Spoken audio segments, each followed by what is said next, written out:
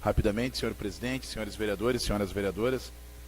Hoje é um dia especial, talvez muito mais especial para o comércio, vereador Otávio, que sempre cria datas especiais e oportunamente deve-se fazer a comercialização, porque o dia de amar é sempre, é todos os dias, para aquelas pessoas que prezamos ao nosso convívio. Quero aqui abordar duas pequenas observações. Uma, falar uma coisa boa e outra nem tanto.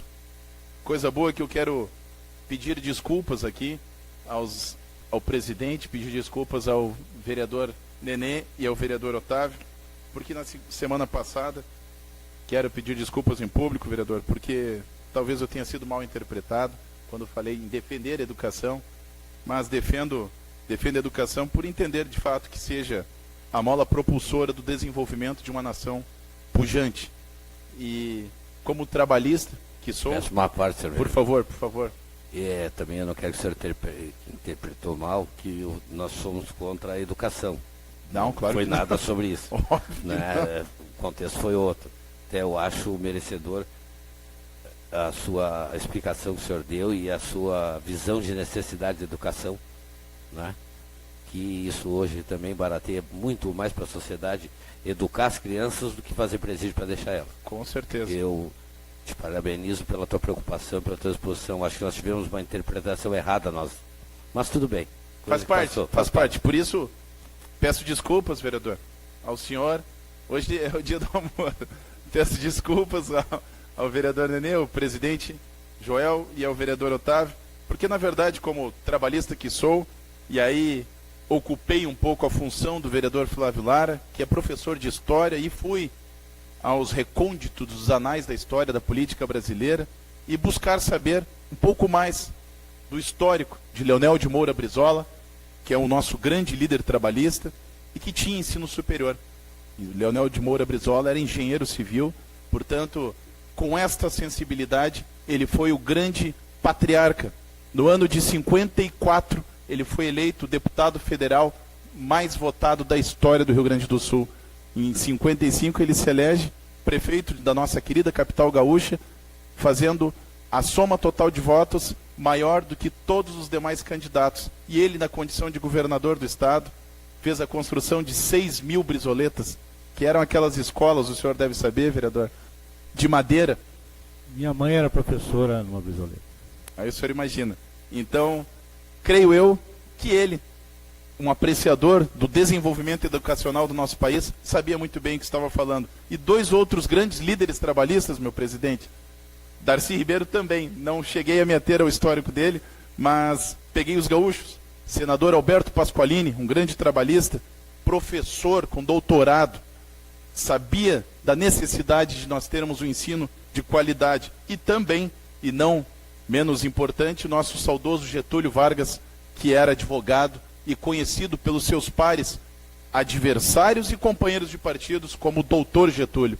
Foi conhecido assim, e por isso me orgulho em defender essa bandeira, porque creio que através do ensino educacional nós teremos uma situação de uma nação mais pujante. A senhora que é professora, vereadora Lavina. E na semana passada, estando em um curso de gestão pública em Porto Alegre, acompanhado dos vereadores Ronaldo Tita, Itamar Parque Antártica e Enedir Santana do Gás, me deparei muito atento a uma das palestras, dos painéis, e depois questionei o ex-prefeito da capital, Porto Alegre, senhor José Fortunati, que, graças a Deus, é meu companheiro de partido, nosso companheiro de partido, presidente, e ele me abordou um tema preocupante, que uma grande rede varejista, uma magazine, que eu aqui não abordarei o nome porque não vem ao caso, ela necessita 5 cargos de superintendência para as suas franquias no interior do estado. E a grande preocupação dele, falando com o diretor-presidente da empresa, é que não temos mão de obra qualificada com o ensino superior para suprir essas vagas. Então nós temos que defender o ensino. Essa é a nossa grande obrigação na condições de gestores públicos. Continuarei com este tema, defendendo o ensino público de qualidade, o respeito ao professor, a valorização e, acima de tudo, nós não podemos deixar de escambar para esse desrespeito, de uma forma geral, que está o nosso Brasil. Por isso essa é a minha única preocupação. Em hipótese alguma, jamais falarei aqui em honestidade, presidente, porque essa não é honestidade eu carrego comigo que é um dever moral de cada cidadão e não é favor para ninguém. Quero saudar a todos os namorados e namoradas da nossa cidade, naturalmente, mas aqui, como eu falei, é um dia mais importante para o comércio, porque quem nós amamos, devemos prezar sempre. E quero finalizar minhas palavras, presidente, abordando um tema muito delicado, muito preocupante, que aí trata-se da política local. Nós vivemos um momento de tensionamento social muito grande, onde a classe política ela vem de uma forma geral sendo desmoralizada pela mídia, ela vem sendo demonizada de uma forma geral, mas nós que fizemos parte desse contexto sabemos muito bem que não fizemos parte desta casta podre da política brasileira. Mas é verdade também lembrar e frisar com bastante veemência que nós temos no Congresso Nacional 513 deputados federais, presidente, e 81 senadores. Mas até agora, somando listas de Janot, a lista do falecido Teori Zavascki e mais a lista de um outro ministro do Supremo, não me recordo o nome, nós chegamos a 282 políticos, ou seja, a grande maioria ainda é honesta. Nós temos que defender e pautar essa coluna. Infelizmente, aqui em Capão da Canoa, está querendo se criar um clima de grenalização, o que não é saudável para a nossa cidade, que é uma cidade pequena, as coisas acontecem de fato na cidade, nós sabemos muito bem, hoje é muito fácil tu descobrir aonde mora o prefeito, aonde mora o vice-prefeito, onde mora cada um dos vereadores, e é lá que o cidadão vai bater na porta, pedir uma explicação de um eventual posicionamento nosso.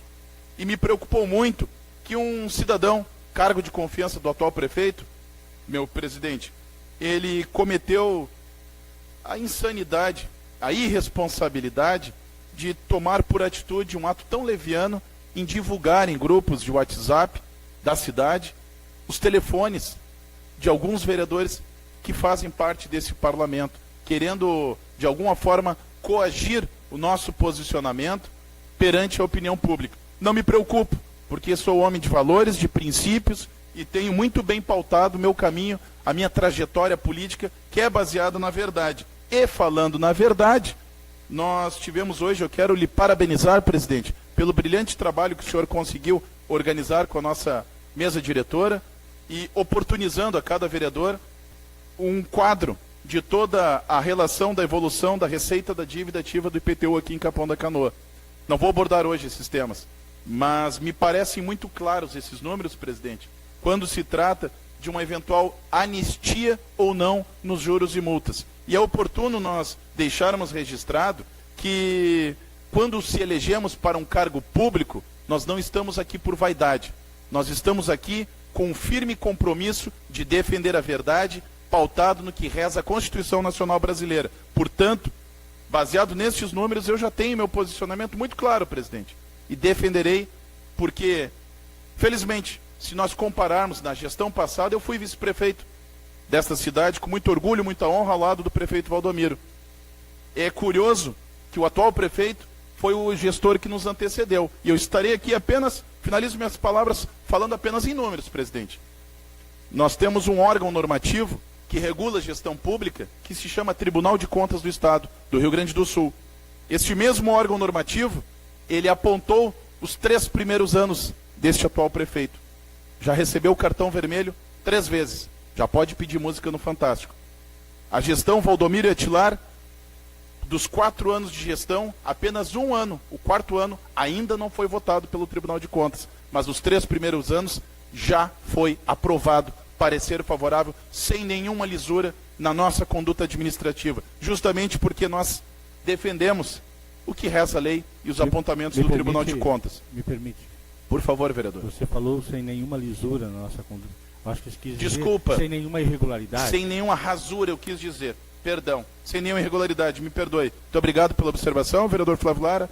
Mas ficou claro, tenho certeza que ficou claro, o nosso compromisso com a verdade, com aquilo que reza as demandas tributárias orientadas e normatizadas pelo Ministério Público e especialmente pelo Tribunal de Contas. Na próxima sessão, creio eu que nós debateremos mais o assunto. Muito obrigado, presidente.